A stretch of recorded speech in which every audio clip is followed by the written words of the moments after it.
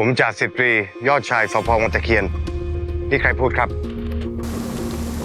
เพราะฉะนั้นนายบอกความจริงมาว่าไอ้ปีศาจตัวแรกนั้นมันคือใคร